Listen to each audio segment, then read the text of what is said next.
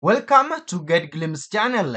Getting an API key from OpenAI involves several steps, including account setup, key generation, securing the key, and setting up billing.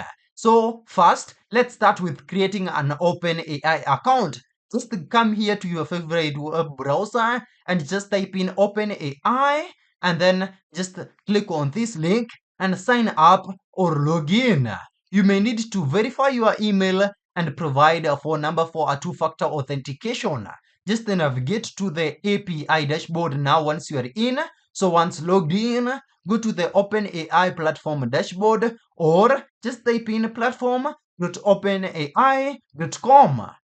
Now, locate the API keys section in the sidebar. Thirdly, generate a new API key. Click the Create New Secret Key button. Give your key a descriptive name, e.g. Production App or Development Testing. Click to create the key. Crucially, copy the key immediately and store it securely. For security reasons, OpenAI will only display the key once and cannot retrieve it again. Fourthly, now set up billing, which is essential for API use. OpenAI's API operates on a pay-per-use model, and your API key will be inactive until a payment method is added. Now navigate to the billing section under your account settings. Click Add Payment Method and enter your card details. You can choose to add initial credits, e.g. $5, or set up automatic recharges if your balance drops below a threshold.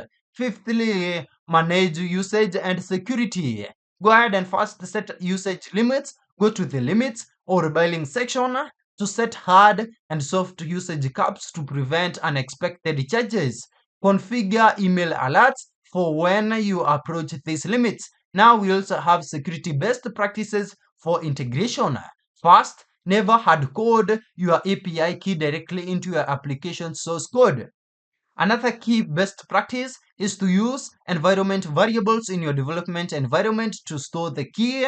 Also in production, use a secure key management system, e.g. AWS Secret Manager, Azure Key Vault, and also never commit API keys to version control systems like Git, even for private repositories. Also, finally, rotate your API keys periodically. And that's it. Thank you for watching.